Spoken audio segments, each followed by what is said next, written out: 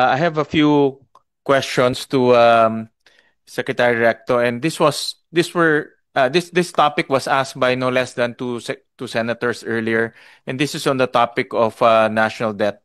It was asked by Senator Risa and then Senator Legarda earlier, and I understand that you inherited the debt, no? Especially um, the ones incurred during the pandemic, because during the pandemic we didn't have any choice but to borrow in order to finance our health intervention. So from a average of about 30%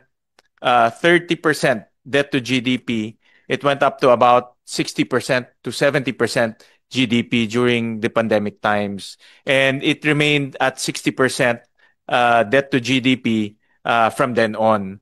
That is correct. Yeah. Yes. And that's why Probably mga 12.8 trillion in 2022. correct. Yes. That's why we enacted the not enacted, but we passed the concurrent resolution for the medium-term fiscal framework. And this is where my concern comes in. Next slide. Because in the original MTFF, 2025 was the year that we will break sub 60. No, meaning our debt to GDP will go 60% and below and onwards. No, so the trajectory was to go below until 2028, the end of the term of the president. But what happened is the DBCC adjusted the debt to GDP ratio by 8 times during the course of since 2022. I understand why, no? Because of externalities, things that we cannot control.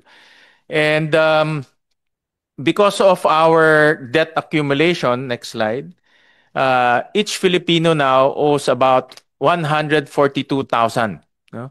That's about 8%, 80% of its household consumption per capita. Or on the other hand, you could also say that you have 140,000 in savings, because 1 month's liability is 1 month's asset.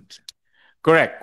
But depends how you look at it. But just to put it on record, that if you divide that on a per capita basis, it's about 142,000 per person. And that's also next slide. And I understand that the game plan is to outgrow debt, no? Meaning grow our economy as fast as we can, collect revenues as big as we can, and spend wisely. That is correct. Yeah. Yes. But since 2023, debt has outgrown our economy or economic growth. And this is because of externalities again. No? You have the war in Ukraine. You also have geopolitical issues. So based on our analysis, our debt stack grew faster than our GDP growth. So in other words, we're not outgrowing debt. With the permission of Senator Yes, Phil. go ahead. Yes.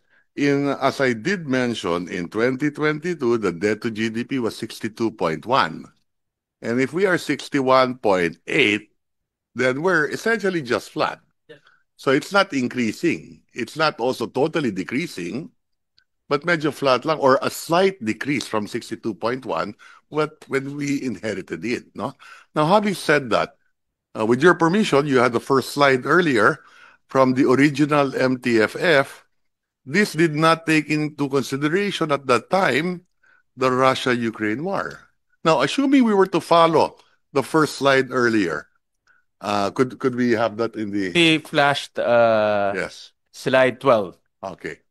Let's take a look at that particular slide, the first slide earlier.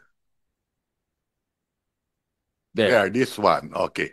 So if we're discussing the 26 budget, if you take a look, the blue side is 61.8 and the original MTFF was 56.6. Then that means we will cut the budget today by 1.8 trillion. If we cut the budget today by 1.8 trillion, there is no capital outlay, zero. We will not have money to hire new teachers. We will not have money to pay for the salary increase of government employees. Magbabawas pa tayo ng NTA, ng local government units. So that is the problem with the first medium-term fiscal framework plan. In fact, this is the first time that Congress even passed such a fiscal framework plan, right? And it is Congress who's first also to not to implement what they passed into law by passing the budget in the next year, in 2023. Diba? So can you imagine what would be the growth of the economy? I understand that. That's Yes. why, because of externalities, of external, Yes.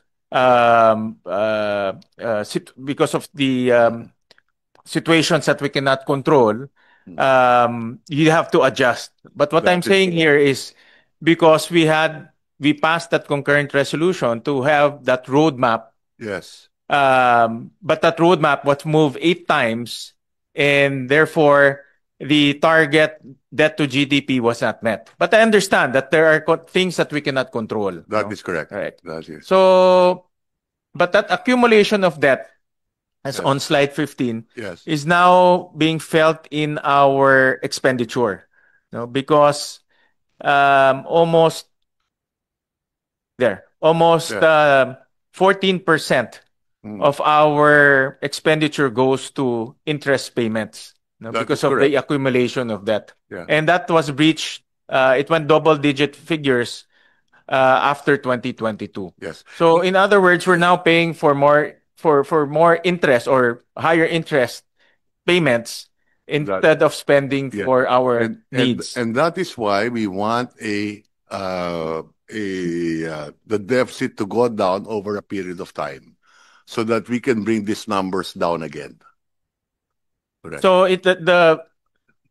I'll just finish the last slide. The Yeah. last slide is I got this from your presentation earlier, and we saw that of course different administration will incur debt, but the Marcos administration will incur the highest debt accumulation at 9.1 trillion by the end of the Marcos administration's term. Yes. And even though we accumulate that much debt, our debt to GDP still remains the same. No? So my point being here, ang punto lang natin is first the target that we set forth at the MTFF was not met. I do understand that there are externalities, but at the same time, if we don't manage debt, the Marcos administration will end its term by accumulating the highest debt accumulation out of all administration. Again, let me point out, Mr. President, if you take a look at this, FM Senior 400 billion. President Aquino 700. She inherited 400 billion in debt. She left with 700 billion in debt. So every administration talaga is higher than the previous. Okay? President Ramos, 700 to 1.4 trillion. Okay? And then Estrada, up to 2.2 trillion. He borrowed 800. Aquino from 2.4 to 4.6. Aquino borrowed 1.4 to 6 trillion. And then President Duterte inherited a 6.86 trillion debt. He borrowed 6.8, double what he started. Then it became 12.8. Now, under President Marcos, you take a look at the President Duterte here. He inherited 6, he borrowed 6.8, naging 12.8. Under President Marcos Jr., he inherited 12.8, but he's borrowing 9, not 12.8. Unlike Duterte 1 versus Aquino, he borrowed more than what he inherited. And that's why your debt to GDP is going down as well. But President Duterte encountered one of the most, I think the world's most difficult challenge, which is the COVID. But it also shows what our response was compared to the other countries in the region, because they didn't have to borrow that much money. it depende rin sa response mo. Now, that did not happen in the other countries in the region. They didn't have to borrow as much as a percentage of their GDP as well. And today, like I said earlier in our presentation, we are in the middle of the pack.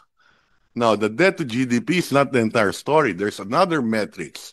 And like I said, kung masama yung numero natin, bakit tayo nagkaroon ng credit rating upgrade? I do recognize that. We had a affirmation Yes. in April 2025, November of 2024, and August of 2024. But I Even learned last week. But I learned one thing from you, Yes. Secretary Recto, when I was a new senator. You always have to prepare for the worst. Yes, that's correct. And when the pandemic struck, I remember you said, this is the time that we have to use our credit rating. That's correct. Natatandaan ko yun. That's So, in other words, we don't know if there will be another pandemic tomorrow, next week, next year. But at this elevated level, we're not preparing for the worst. Senator Win, Mr. Chair, to me, the big difference between previous debts and our debt, because I went through all of this, is that today 70% of our debt is domestic. In the past, more or less, siguro 50-50 or more or less foreign exchange was our debt. Today, 70% we owe it to ourselves. So you can look at it in two ways. You can look at the debt to GDP or savings to GDP. There are two ways of looking at it. One man's liability is another man's asset. So 70% of our debt that we owe to ourselves is actually an asset of Filipinos. It is your pension funds. It is invested by GSIS, invested by SSS, invested by PhilHealth, invested by Pag-ibig. So sa atin din napupunta yung 70%. Or invested by the institutions, our banks, for example. So asset nila, liability ng gobyerno. Now, once the private sector starts investing, government can now pull back on additional or on its expenditures and allow the private sector to make the investments. Today, the private sector lost their mojo, so to speak, because of all the global uncertainties yet. So it is incumbent upon government to take the slack. There is liquidity in the market. Like I said, if interest rates are 6%, and inflation, let's say, is 3%, the real cost of money is 3%. If you can grow by 5%, edi panalo ka ng 2%. So let's take whatever opportunities are available. Ang sigurado, wag natin papayagan, katulong namin kayo, na siguraduhin wala tayong mga flood control projects na nakikita natin na iniimbestiga ng Senado dahil sayang. The economy could have grown higher. The economy could have grown at 6% instead of 5.7%. Halimbawa, o wala to mga ghost project o yung mga flood control project na ganyan na problema. Well, the other way is to manage deficit or to bring down deficit because we're borrowing to finance our deficit. And that's why we have a deficit plan. I heard earlier, Secretary Recto, that the unprogrammed fund, if because those are there are three triggers. No, one is new revenue from non-tax. One is new revenue outside of the BESF, and also loans. So if those new revenues coming from non-tax and BSF, we should just use that to pare down our deficit. That's what I'm saying. For 2025, any additional revenue, well, I started with the premise earlier that if we are to release 90 billion sa unprogram, let's cut the program by 90. And any additional revenue from the unprogram or excess revenue, let's reduce the deficit. Wouldn't it be more prudent to just remove all the items in the unprogram and just use the excess? Because on the average, we gain about 200 billion on unprogrammed new revenues from unprogrammed sources. That's correct. So I want to use the excess revenue as a buffer just in case we miss our revenue targets. Remember, when we talk about a 6.7 trillion budget next year, hindi ibig sabihin na sa atin yung cash ngayon. Kokolektahin natin yan araw-araw next year. Hindi ibig sabihin nandyan na yung cash. So, minsan natatawa ako pag sinasabi na, uy, may savings dito binalik sa treasury. Walang binabalik sa treasury kasi cash management lahat. The budget is really an appropriation authorizing the president to spend this amount. It provides the president with the authority to spend 6.7 trillion. Pero wala pa yung cash na yan. Kokolektahin natin araw-araw yan.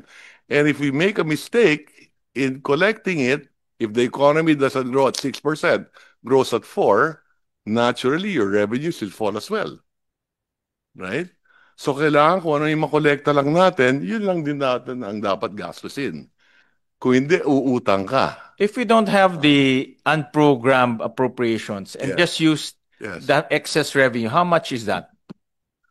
Well, for next year, that's 300 billion. So we can use that to pare down deficit.